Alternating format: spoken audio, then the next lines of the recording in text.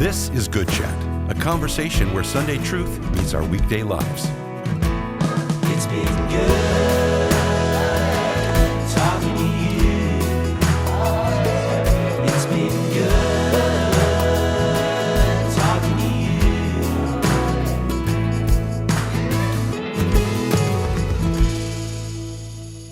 Gotta play. Yeah. So that was, Yeah. that was a good time. Yeah. But you know what I realized in that time? What? I'm bad at rest, Karri. Where's this going? Yeah. I am bad at resting, not for the sake of, it was a great trip. It was a good trip to go on. But I'm bad at resting in the sense of I didn't realize I needed to do that until the end of the trip. And I was like, oh, this is nice. Okay. I'm glad I stopped working for a minute. Yeah. Because there's just this compulsion in me, especially like a hyper focus of just trying to get things done and get to point B. Like if there's a plan, it's like, okay, I want to get there as fast as possible. And it results in forgetting, I need to not do that for a minute and take a breath and relax. And I'm not good at it. I don't relate at all. Yeah. Do tell. It's bad. It's really bad. It's funny. I've always enjoyed working. I've been working. I've had a job probably since I was like 15. Nice. So I was old enough to get a permit. And then before that, people would allow 12-year-olds to babysit their children. So this was back in the 80s. So I don't know if they do that as much now. Yeah. But I've always enjoyed working. I've always even the, kind of lame jobs or whatever, I just find a way to, put my head down and get something done and find a way to enjoy myself, or something, or get through it. And I don't know. I've just always enjoyed working. I'm a task person. I love a task list. I love knocking stuff off the task list. And it feels so good. Sitting down sitting down is what comes to mind when I think about resting, because I like being busy. I like doing the dishes and listening to a book. I like, and it's so funny. I'm going to hurt your feelings a little bit. It's okay. So Phil and I were just talking about worship the other day and how somebody was talking to him about this, they're like trying to figure out why they were kind of like struggling with that part of it, because they're kind of newer, to coming to church. So he's kind of helping them with that conversation. I was like, I have something to confess. Worship is often the hardest part of Sunday mornings for me because I go in there and I have to be still. Oh, wow. And it requires my brain. Everything just starts slowing down. Yeah. And especially for me, I'm, with children's ministry, I'm running to the education center to 6 different classrooms and over the chapel to make sure large group is ready to go. And, boop, boop, boop, boop, boop, boop, boop, and that's, that's my zone. I like being in that zone. And then I get in there and worship makes me just like, whoa. It's funny about that, Karri. You don't have to be still. You don't. Well, I think... Yeah, I know what you're saying. Do you see me? Yeah. Am I being still, No. Karri? Just throwing that out there. Yeah. But continue. But it does. And it's good. It's really good. There's a good side to it. There's a really good side to it. Everything just stops all of a sudden. And your focus is supposed to be on one thing instead of 15 things, know? And so it's a huge shift for me on Sunday mornings from going from that, children's ministry director to this is all about you, God. Yeah. And so, that's what came to mind when he was talking about. It takes a lot to hurt my feelings, Karri. I know. I was being a little extreme for, that for the didn't even show. come close. Oh, for sure. For the pageantry of it all. No, I definitely understand that. Like, for me, well, actually, on Sundays, for instance, this was a first Sunday in a while where I'm there, but I don't have to do anything necessarily. But I can't turn off I'm running around and doing things. Like, Like And my so- text to you, this is not urgent. So And I was there ignore it. immediately. I was like, what do you need? How are we going to fix it? I wish it was more complicated because then I could have spent more time on it and like really tackled it. But yeah, there's just the compulsion to just keep things moving and keep things going and make sure it's all working. And I think like in the job aspect, that's just sort of built in the, you're just so used to juggling everything and knowing how things work. Yeah. And how they're integrated together. So it's like, okay, I'm going to keep the ship afloat. I'm going to make everything work. Instead of just getting to attend a service and stuff. Yeah. Which makes it so hard to just show up on Sunday. Yeah. Yeah. And rest in that. But even at home, I can't pin the blame on, well, it's my job. Like, that's the only reason. It's not. It's me. Because when I get home, I love projects. Me too. I want a full thing to do. Like, as much as I hate working on the yard, I like working on the yard because once it's done, I keep looking out the window. I'm Right. like, yeah. Yes. Yeah, I did it. And so it's like to stop doing that means I have to sit with my thoughts and myself. But the upside of that is I do get to sit with God and with my family and be able to listen. But it's just so hard to stop. And I was actually talking to someone on Sunday too, who was like, man, that was convicting for me. To stop and be served as well is a really hard aspect in that. Yeah, I haven't thought about that. Like allowing God to minister to you, like we talk about it conceptually often, Right. but to actually do it is pretty difficult to just allow him to minister to your soul. It's like, why is that so hard? Or to let a family member or somebody do something where it's like, am I useless right now? Or am I not contributing enough? Like, right. all these anxieties start kicking in and it's this weird competition. Like it's that achievement brokenness in us of I have to do enough. I have to be enough. I have to get all this stuff done before I die or before the day's done or whatever, you know? And it's not often that you sit down and you look at that and you go, what's that worth to me? Like, is that even worth my time at this moment? You wouldn't do that unless you rested in the first place, you know? Yeah. And I wonder if God takes it so severely that Sabbath is a part of our lives because we inevitably will work ourselves into the grave in so many different ways. Like it will pump up our pride. It will pump up all these other poisonous things in us. And it's probably the easiest way to just run yourself to hell. Yeah, you know? the pump up the pride is so good because I think when we think about not resting, we think more about the effects on our health or the effects on our, burnout rate, things like that. But that's so good. It does pump up our pride because we're running on our own expectations and our own ideas of what we need and what we don't. Yeah. Yeah. Well, and I think we're addicted to the process of that and seeing other people do it too. Yeah. Where it's like that motivates everybody else to be like, okay, we're all going to do it now, Yeah. And it's insidious almost. And it's built into our culture of like, this is what success looks like. It looks like you're the one with the brain that's wired to just keep going, wake up at 4 a.m., work as hard as you possibly can all day long and be the perfect parent and all. And it's like, when... Yeah. How? What? Yeah. It sounds demented. Yeah.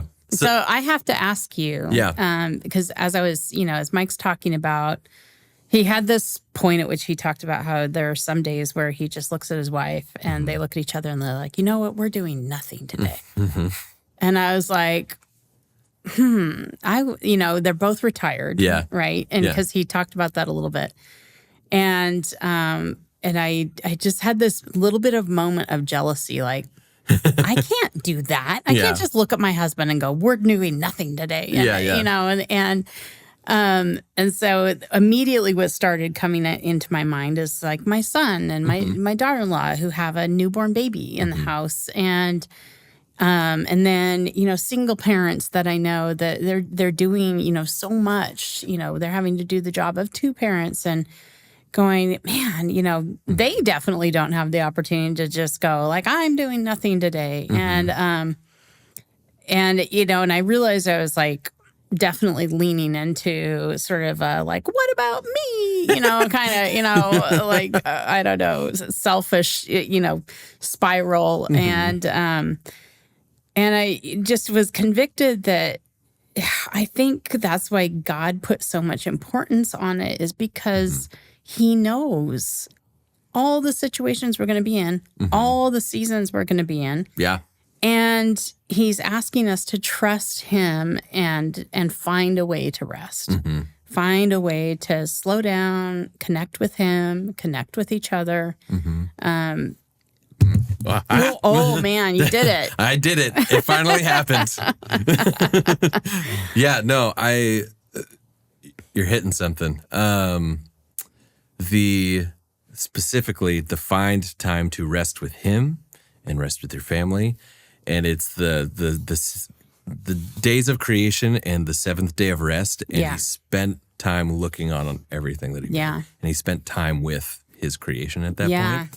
Where it's like the intentionality within that is also super important. I'm really good at watching TV with my wife, and I call it rest. And for about 30 minutes of that, that's true. And then it overextends into mindlessness and sort of just like potatoing. And it's easy, like once you get the ball rolling on it, to then just kind of sink into that mode for us. But what I've noticed is I am so much happier and connected and fueled for the week when we have that part of it, but I'm actually spending time with her too. You know, and it's like I'm focused in on the relationships and the things that God has blessed me with that he wants me to maintain. In relationship with people. Like that's the big caveat to the rest. Is like there is a goal. There is a thing to do. My mind has a hard time thinking of it like a goal, but you know, because it doesn't feel productive. But it's like the enjoy what I've given you. Like be you know, be with it and just be present right there. Like, it's not just to fuel you back into there, but it's also, I've given you things to just enjoy in your life. Like, rest. And he's asking for one day. One day. It's like, you know, you can have the other 6 for all that productivity that, you know, that's important to us and it's important to him too. But it's interesting. It's really interesting that it's just one day. So practically, because you are in that season, you've got a little one, you've got another one on the way. When are you due? She due? When you November. November. Okay. So you're headed for a season of very little sleep, which we associate with rest. Correct. You're probably not getting much now. Or as much as you'd like. As much as I'd like. Yeah, we're definitely getting more than we used to. Yes. So how do you guys do that? How do you build like rest into a season like that? With a newborn. We're still developing that muscle. So what has become very prevalent is there has to be some white knuckling to this, in the sense of we do this regardless. And we either find babysitting to take care of the kids so we can just have time and rest, or we have to do something very, very intentional to be able to say, this is the rest time. And then we'll do more rest time over here and like break it up into different pieces even. Because a one whole day of rest is ridiculous. Like that doesn't happen. Our child wants to play. She wants to get outside. She wants to do stuff. Sometimes there's just like trying to fit in chores in the middle of everything to make sure things get done that are practical. So it's like the whole day concept can be broken up differently. Like it has to be, or your children won't survive. And it's because their work. And it's trying to reframe what is actually restful for us. It has to be the opposite of what we always do. Because that's what recreation is. It's the recreation of what you normally do with your life. So it's like, even if you have a thing that you're passionate about that can fuel you often, it's still not rest. It's not going to be the rest that you're looking for. So it's what is the opposite of what I stare at screens all the time. So not staring at screens is the exact opposite thing that I could do that would help me rest in that time. I can do that with my kid. We don't have to look at screens. We can go outside and just play and do. She loves chalk. She loves eating chalk, really. But, you know, get those minerals however you can. Yeah, so it's getting creative with how we do that and trying to work in what's recreation, what's spending time with God, what's spending quality time with each other into what we can practically do with a 2-year-old. That's good. Yeah. That's good. What about you? Yeah. Well, so my husband and I, we weren't going to church. We weren't pursuing Christ when we first had our children. So that's why I'm asking, like, we were just past that really crazy season of, newborns and everything else. And I'm sure I was just resting very little, definitely not being intentional about it. But so that's why I was kind of curious. But now, it's been different in different seasons. And just tell me about the light at the other side. Just I know. Well, it's a weird space to be in when your kids are out of the house, and we're kind of still freshly in that. It's been it's been almost a full year now that we don't have kids permanently back in the house, or for a little bit or whatever. Anyway, they're in and out for a while before they're finally fully out. Totally. But I do remember the first moment when they were both gone for the school year, and it was so unsettling. And I remember just standing in my quiet house and being like, I don't know what to do. Yeah. And it's not like I wasn't lacking like chores or projects to do, but I didn't have that human interaction that was going to be, tapping throughout my day. Yeah. And it was just a weird space to be. So now you have to actually choose to do that. Right. Yeah. Yeah. And that's where I think on this side of things, it's seeking those moments out and with friends and with family and that aren't just going to naturally be woven into your day because of the children, and because a lot of your friendships develop with other people who have kids and, and so and even your family and everything there's all this built in, that just is circulating around having kids. And so it's a different season where you have to schedule it. It's really a lot of scheduling it. Like, hey, my weakness. I know. So practice now. Okay. But so it's a little trickier. Yeah. It's just a little trickier. It's more intentionality. It's more intentionality, and it's a lot easier to think, or it's a lot easier to not do it and not realizing you're not doing it until suddenly you're kind of feeling lonely or you're just feeling like off. You know what I mean? Yeah. And it's because, you need something that isn't on a task list of projects or productivity that God, clearly outlined for you. You need Him and you need others. Yeah. Love both. Yeah. Make time for both. And so I don't know, that was probably a long-winded way of It was good. describing the it's good. season, but Yeah. yeah. All right. So what are you going to do this week to be intentional in your rest? Ooh. I feel like the gauntlet needs to be thrown down. It does. What you doing, Karri? It does. I think I have to schedule it. Okay. Yeah, that was what was on my mind. And I don't remember if Mike said that, but I do remember like leaving it with the idea like, I need to schedule this, which sounds, like the opposite of rest. I don't know. You picture rest being something for sure. You want it to be organic. I'm just going to lay in bed right now. Or Yeah, but I am going to have to schedule it because it's so easy. Our weekends are Friday and Saturday because we work on Sundays. So it's really easy to get up on Friday and just start rolling into the things that need to be done. And pretty soon, and my husband and I are both really good at this. With having a little bit of property, there's all kinds of stuff to be done all the time. And so once we get going, we're right there at the same house, but we can be like doing things in the same exact location and having very little time together. Yep.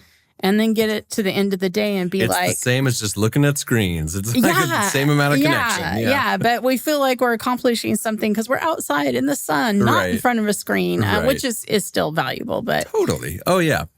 But I think it's that intimacy with people and with God, that I don't know, for me, I have to schedule it.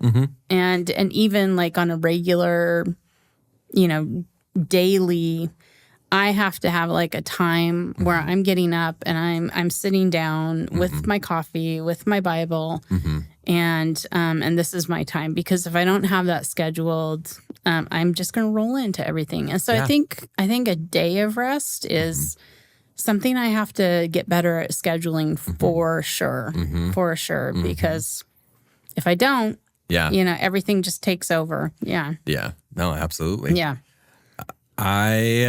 So I've always had this dream, not always, for the last, I don't know, maybe 5. Once I entered my 30s, I think is when I started like, oh, I can reformat my life a little bit right now. I'm not as, what's the word? I don't know. Something in me just said, we can change stuff right now. Yeah. And dream up like, how do I want my life to go? And all that. And one of the things was I love front porches.